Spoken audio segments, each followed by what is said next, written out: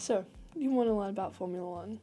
All your friends have been hyping it up, and you kind of want to see what the deal is, whilst simultaneously not sounding like a dumbass when you actually watch your first race.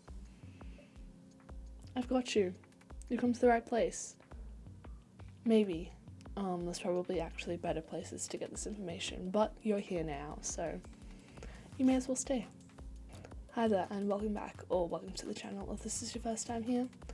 My name is Amy, and I have an unhealthy obsession with Formula 1. And today I'm here to unload all of my wisdom onto you. I should probably be wearing something more professional and professor-like. I'll be back. Okay, so it has in fact come to my attention that the only button-up shirts I own are either sports jerseys or Hawaiian t-shirts, so this is the most appropriate.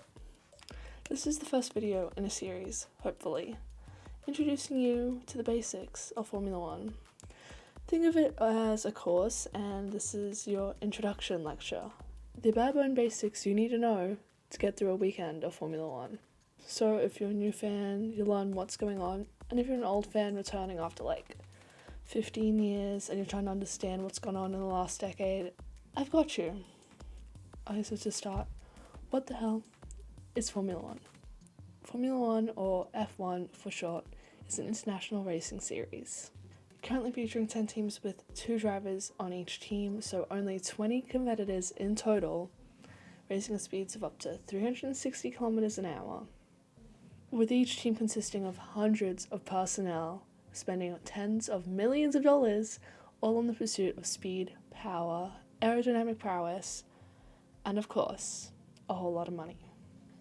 The championship was started in 1946, with the Drivers' Championship starting in 1950. So yeah, it has been around for a hot minute, and generally speaking tends to be the forefront for aerodynamic and automotive innovation, which is one of the reasons why I personally love it. These days they compete at 22 diverse tracks across 19 different countries, ranging from the tight twisting corners of Monaco to the intense speeds of Monza, and the boring snooze fest that is Barcelona. It truly is something for everyone. If you ask me, I'm a Baku girly. But I do love Brazil, just to be a bit basic for you. But I watch all the races quite religiously. A race weekend is split up into 5 sessions across 3 days. Either you have 3 practice sessions qualifying and a race, or at 6 races this year we have 2 practice sessions, a qualifying, sprint qualifying / race, whatever they're calling it, and the main race. Practice, pretty self-explanatory. Qualifying is used to set the starting order or the grid for the main race, and it is also divided into 3 sessions. So we have Q1, Q2, and Q3. In Q1 and Q2, the slowest 5 drivers across a single lap are eliminated, and then in Q3, it is the top 10 shootout where the fastest driver gets pole position, aka starts at the front. Each race is a minimum of 305 kilometers, so the lap count will reflect this as circuits are different lengths. Races tend to go for about an hour and a half-ish, depending on how many safety cars, etc. we have, but I'll get into all those flags and regulations at a later date. So, how does this thing work? How does one win? Well, obviously you cross the line ahead of all your competitors, duh. But how does it work over the course of a whole season? Because obviously some races you're going to do better, some races you're going to do worse. Across the season, it comes down to points. So the points are handed out for the top 10 drivers, with first place receiving 25 points, down to 10th who receives only 1. Now, there is also a point for fastest lap, which is obviously for whoever completes the fastest lap. To actually receive this point, however, you have to finish in the top 10, so you can't just pit on the last lap, get on fast tires, zoom, finish 20th, but at least you still get a point. That's not how it works. No. Throughout the season, the points are tallied and added up, and you get 2 winners for 2 different categories. The first being the World Drivers' Championship. Pretty self-explanatory. The driver with the most points wins the championship. Then you have the Constructors' or Teams' Championship, where each driver from a team, the points are added together, and the combined total is the team's amount of points, whichever team has the most points at the end of the season, will Constructors' Championship.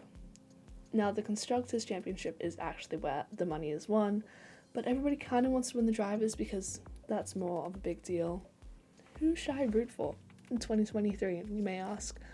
Well, I'll go into more detail of the drivers and teams at a later date, but here is a bare basic rundown. We have Williams, nice historic British team looking to rebuild. The driver lineup for next year, Alex Albon, ex-Red Bull driver, currently trying to rebuild his reputation, and American rookie Logan Sargent. AlphaTauri, Red Bull's sister team, looking to bounce back from an awful 2022 season. Drivers include Yuki Tsunoda, known for his love of food, hatred of exercise, and excessive use of the word beep. As well as another rookie, Nick de Vries, technically Formula E World Champion, but it's a fresh start for him in F1.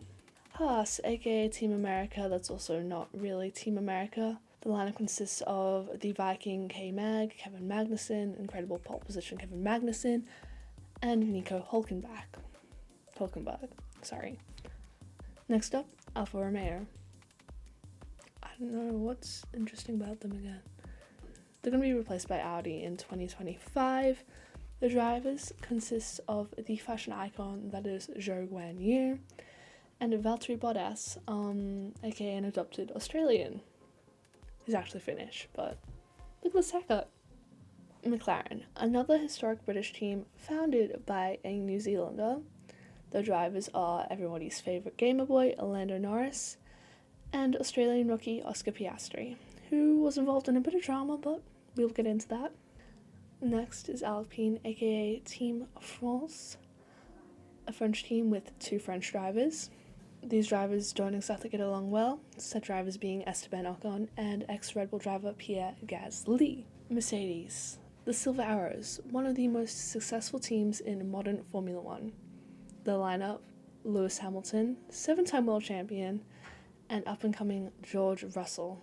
Ferrari, one of the greatest teams in the sport's history, although you probably couldn't tell from the modern, everything. Featuring Charles, I'm Stupid Leclerc, and everybody's favourite smooth operator, Carlos Sainz. And arguably the best team in the sport right now, Red Bull, winners of last year's Constructors and Drivers. Wrapping them, this team is obviously who I personally support. This isn't me telling you to support them, go support your own team, but it's who I've supported because I'm a Daniel Ricciardo girly at heart. Anyways, the two current drivers are Max Verstappen, current world champion, and Sergio Perez, the Mexican Minister of Defense. So 2022 was also the start of a new set of regulations, so I'm just going to run over those real quick. So if you skipped a few years and you're like, why do these cars look so whack? Here's why. To start, the budget cap was set at 140 million this year, which means teams who normally spend upwards of 400 million can only spend 140 million on the cars. It's meant to bring the competition closer together and make it more even and fair. The tyres are now 18 inches. Don't know why. Engine development is frozen until 2025 to make the sport more appealing for new entrants. There's also a set of completely new technical regulations, which were meant to make racing closer and reduce dirty air.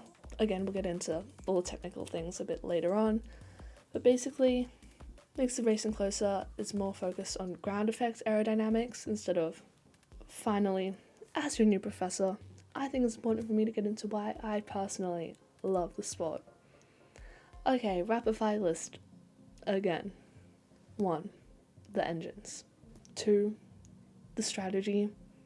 Undercuts, overcuts, what tires people are going to use, team orders, everything. I love it. It's a strategy game. 3. The sheer unpredictability of motorsport in general. 4. The drama, obviously. 5. The atmosphere, the passion, the vibes of every Formula 1 event. So that concludes Formula 101 Part 1, your intro lecture. Next time, we will be discussing the current teams and the driver lineups so you can actually know who to root for this year. Anyway, thank you so much for watching, and if you like the video then like it and press the red button to subscribe for more F1 and motorsport related content. And I will see you all in the next one. Laters.